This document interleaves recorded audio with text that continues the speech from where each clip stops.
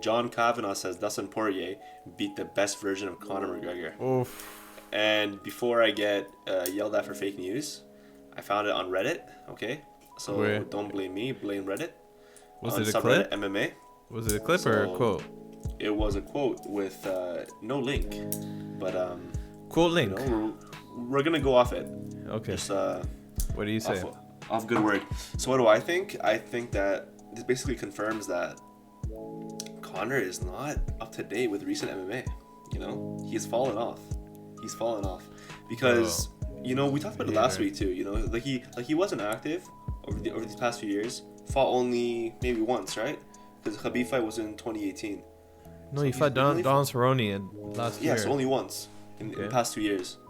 No, past 2 years. What do you want? What are you talking about? Year and a half. Relax, year and a Just say last year he's only fought once. Just say that. Yeah, but like in 2018 he fought in like October, right? Yeah. Or September. So it's been almost like Goddamn, like a year and a half. You're just creating narratives, bro, just to support What your narrative? points. Listen, I'm a Conor fan, bro. He only fought one time in 2 years. Listen, bro. I'm a Conor fan, okay? I'm a Conor fan. Okay. Great fighter. Okay, is he washed? That, you know, is he washed? Is he washed? He is not washed. He's not washed at all. Keep going. He's just too flat-footed. But anyways, with Poirier, man, this guy. Listen, we're gonna keep saying it. This guy's been through wars, fought so many of these top guys that there was no way that if Conor came in there fighting flat-footed, fighting the way that he was fighting, that he was gonna beat Poirier, you know. And it was so weird too because if you compare his stance even to the Cerrone fight, it was different. Like in the Cerrone fight, he was more loose, you know. He was throwing some flying knees and like head kicks and everything, but like that was only like 40 seconds though. I know, but even then, those were some like very exciting 40 seconds. But with Conor, man, this guy like in that fight just boxing. Listen, I love boxing, bro. Okay, but UFC is not boxing. This guy should have went in there, you know, should have mixed it up more, you know, some calf kicks. But obviously, he hasn't fought in a while, so he doesn't know what that.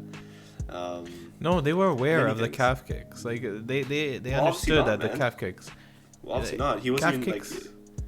Calf kicks is not something that's like new that they're not aware of.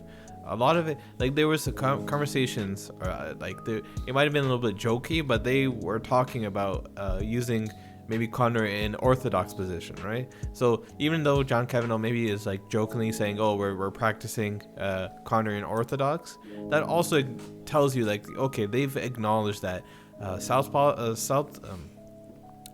versus southpaw is different than a typical Conor matchup that he has. Usually Conor faces guys that are orthodox, where he's able to use his left hand a lot easier than he would against like somebody that's Dustin Poirier, who's also southpaw. When you're in southpaw, it's also easier to hit calf kicks from that position, especially when Conor has this wide base, just asking to get kicked.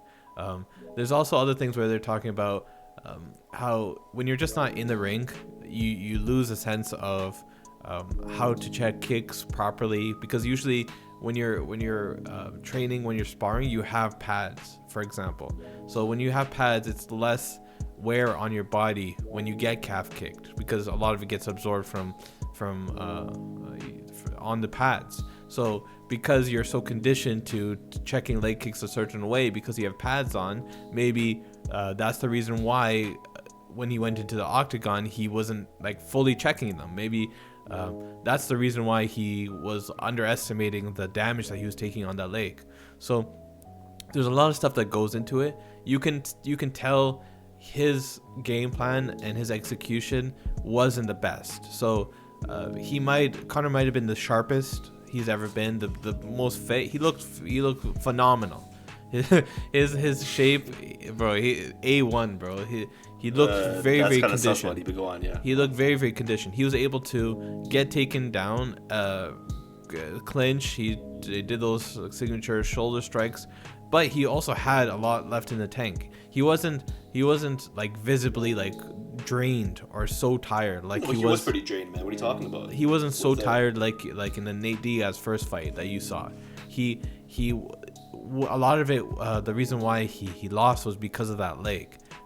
After that last leg kick, you could see his leg buckling. and then he put his back to the cage and he tried to beat Dustin in Dustin's world, where Dustin with those little short hooks, up and down level changes, but Dustin is just too good at that, right? And Dustin is Dustin, just not Dustin, buddy. sorry, wrong letter. But he's just so much better than that. So the game plan maybe wasn't the best. You can also see Conor was in the pocket way too long in his exchanges. So there'd be times where he would come in with a counter, but he would throw maybe 1 or 2 extra punches that he shouldn't have been throwing, because Dustin was already out of that range. Dustin was already gone, but Conor was overextending and trying to force his strikes onto Dustin. There was actually a time where he actually kind of rocked Dustin, and Dustin acknowledged it. He's like, listen, if there was a time where he hit me and I was concerned that if he kept going, he was gonna hurt me more. I believe it was in the first round, or I don't remember. It might have been the first round, but that killer instinct and that reading of the situation, you need to be more active. I think Conor recognizes that.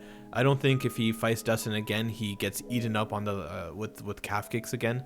He's gonna be a lot more looser, more agile. People say like, okay, he's so flat-footed. Yes and no.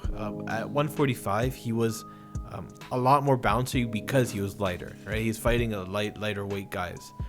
But if you saw during his fights, he would default to that more boxing stance later. The longer the fight would go, so he just in this fight kind of defaulted to it a little bit earlier. Maybe that's because he was tired. Maybe that's because of ring rust. That maybe for different situations. I think if they were to fight again, I think Conor kind of has the same kind of approach to the fight, but just fine tunes a lot more of his game. He doesn't overreach as much. He lets Dustin come forward. He lets Dustin dictate who strikes first, because Conor is always much better when he is a person that counters, where he's dictating the range, where he's able to move back and enter and exit as he pleases. So I don't think Jan Kavanagh's comment here says Jan Kavanagh's comment makes us think like, okay, Conor was the best shape and it was like the best Conor ever, and he's not able to ever beat Dustin in any fight because this is the best he's ever been. No, I think it's more about Conor was like in the best shape, right? He was the best prepared. He did everything right. He was very, very disciplined. However, there's just stuff that you can't control. Like you can't control getting in the octagon 3 times a year, right? The knowledge that you get from that. Yes, you get damaged, but you also get your system gets more fine tuned. There's so many other things that we discussed about, but Conor, I think if he comes back and he fights Dustin, I think it goes much different. He's much more patient. He's much more Conor-esque, less boxy in the beginning, but you'll see that boxing stance again. But we need old Conor back with the trash talking. No, it does. He's older now. It's trash talking. I really don't care for it. It was fun. It was enjoyable to see all those press conferences. Shite on boss. Blue lips. Look at ya. Ali Abdelaziz. Where's Noah? Good times. Yeah.